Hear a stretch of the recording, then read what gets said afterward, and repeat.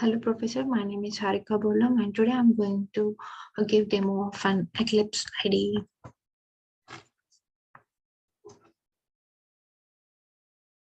Eclipse is an open source and community-driven IDE. Even though in the starting Eclipse is designed only for the Java application, later it extended its platform to develop an application in other language as well, like Python, C, C++, and many more. Eclipse is a cross-platform. That means we can download it in Mac OS or Windows OS.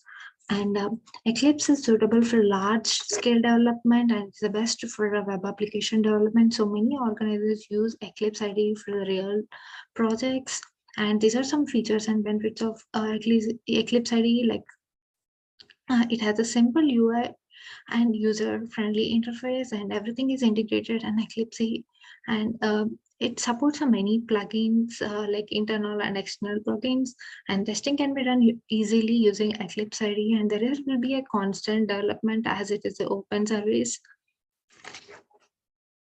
And even though Eclipse is used for multiple languages, and in real world Eclipse is mostly used for the Java development, like because like everything in Eclipse is integrated, and like Git, Bitbucket, and some using these repositories, it allows us to upload or download our source code into the cloud from Eclipse easily.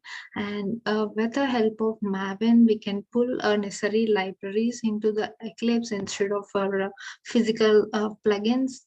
And so this all functions lead us to helps us for total development of an application easily.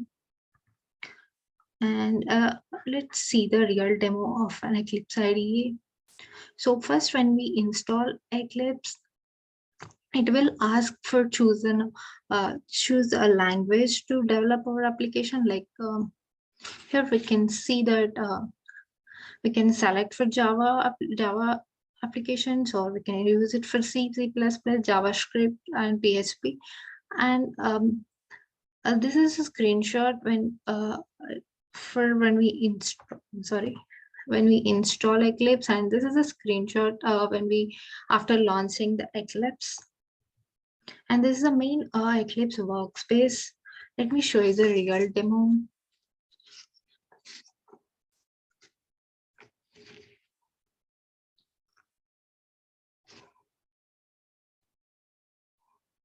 So after opening your Eclipse IDE, this is how it looks. This is the Eclipse work side. Right side, you can see the project explorer. It will show you all the projects you have done in Eclipse. And there is some task list, outlines. Outlines will show you the methods and variables of the respective classes or project. And here there is a console. And here are the many options to create your files. And, that means code files. Let me create a file first. And before that, here we can see that open perspective. If you create a perspective, it will show like what are the perspective available in Eclipse. Like if you click on Java, it will show the Java perspective, like and there are debug perspective and the Git repository perspective, like that. By default, it was a Java EE. So this is how it will look. If I change it to the Java, yes, it will show like this. So we can create a simple Java file by clicking a file, new Java project. And here I'm going to give my project name first, like a first demo. And if you have already installed Java 7 or Java 8, JDK in your project, you can select here. If you don't install previously, then just click here, the first option, and click on the next. And that's it, finish. So I don't want to create a default module that is nothing but a method. So I'm not giving here. And here we can, on the project package explorer, here we can see over the project. So if you open up project first demo, here you can see that this is over the default package. Now I'm going to create a new package. Just select a project name, right click, go to the new and give your name. So I'm going to give as a practice as a package name and click on the finish. So it will create a package. This is a default package, class that created. I don't want this, so just right click on it and delete it. So in this practice, I'm going to create a new class. I'm going to create as a test program. And here we can select the modifiers like a public package or something. And here there are basic methods available here. So I'm going to click on main method and click on finish. So it is going to generate a program for me with the class name that I mentioned and with the method I selected. So now I'm going to write a simple program like system dot.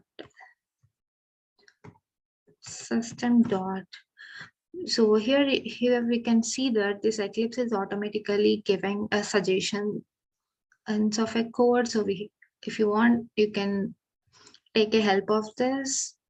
So I want write system dot out dot. So I'm going to select out and then dot, and it is again giving me suggestion. So I'm going to select system dot out dot println. That's it. So I'm going to print something here. Hi. And we can save this by clicking on Control S, or from file we can save. And we have to run these applications by here, like run. That's it. So in the downside, in the console, we can see the output of the program. And also we can change the name of the class file directly. Like if I change the name from test program to the test program 1, just modify it. Here you can see the error. So but just by clicking on it. Yes. So it is asking you to the rename file to the new name. So if we click on that, it will automatically update in your package explorer as well.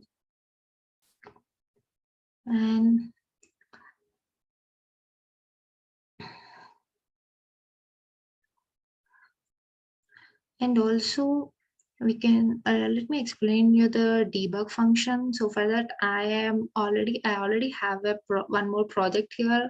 So I'm going to open the project, right click, open project, and see in the default folder I created the interview practice package. In that I have two classes that are employee Java and Evenot. So I'm going to open Evenot Java. So you can create these breakpoints just by clicking double clicking on here on the left side on whichever line you want to debug. So I created 3 breakpoints here, and let us use the debug keeper here. So just click on the debug function here, or you can use select the project. Select the class, right click, use debug as a Java application. So it is asking us to use a debug perspective. So I'm going to say yes. So in the downside here, we can see the variables here. And now I'm going to debug this application. So there is a button here, step over, or you can use F6 directly. So as I started my breakpoint from the line number 9, it is going to start from here. So click on step over. So in the down, you can see that initially there are no arguments. So after I clicking on F6, so the argument A with a value it has stored here. And next, after step over, we can see that both A and B with the values are mentioned here. And you can see the value of A by just moving your cursor onto the variable. And next step over, and now we can see the value of the number, that is 5. That means A plus B, that 3 plus 2 equal to 5. And now just by putting cursor, we can see the value of the number. And if 5 modulus t is not equal to 0, so it's directly going to the else function. And now here I'm updating the value of n as a 7. So here we can see that previously the number is a 5. Now I'm updating. So clicking on this. So now we can see that our num value is updated to the 7. And just step over. Yes. And we just printed the value that 7 is modified. So in the console, whatever you write in the system.println, it is going to write until unless you don't have errors in your code. Now I'm done with my debug. Like whatever I want to see, I have got here, like I've cross-checked here. So now I'm going to terminate the debug option. So just terminate it and you can close it here. And this is how the debug works. And also we can use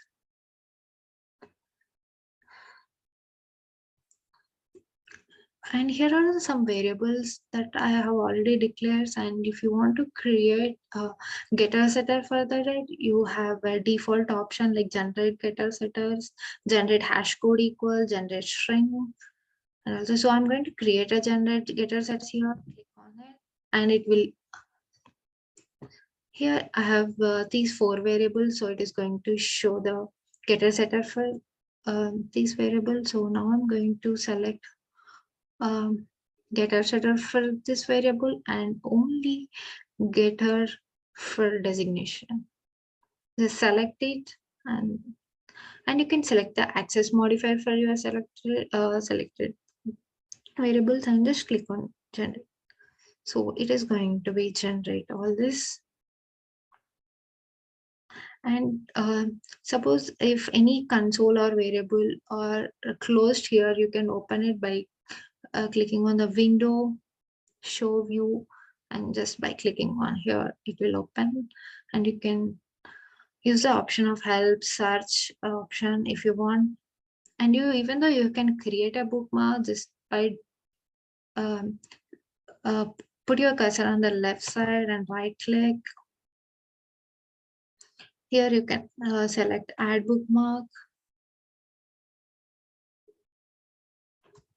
like something method, or whatever the operation you want to do, like you can add, like here it will show.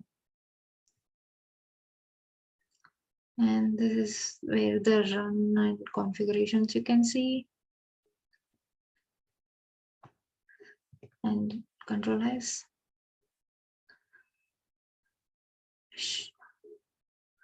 So now I'm going to open an internet browser here instead of going other tab.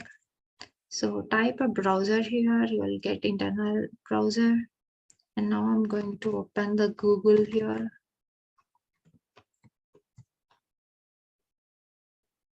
See, so now I can access Google website here instead of clicking into the another tab.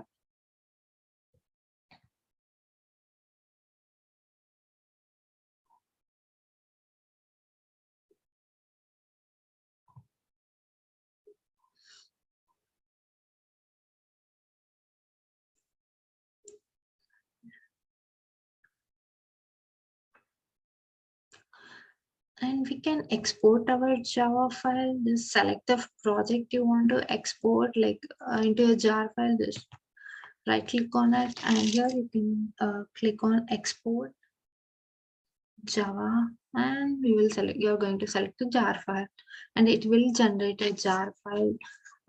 Jar is nothing but Java archive file, that is a zip file that it holds all of your project details. And if you want to change the font of this thing, just click on the window preferences, and in general appearance, you can see there's colors and fonts. So then just click on the Java and select Java editor text font. You can select, you can increase the size of the font, select the font style, and just click on OK. And apply and close. Yeah. And you can even add your servers like Apache Tomcat here, just like here. And if you select your perspective as a Java EE, it will ask you to directly generate a Maven project or dynamic web project, EGP projects, etc. And if you want to create an XML file directly, just type an XML. It will ask for XML file and give the name of your XML file, and just next and finish. So it will generate an XML file as well. So this is a basic view or demo of for beginners to use an Eclipse IDE. And thank you, Professor.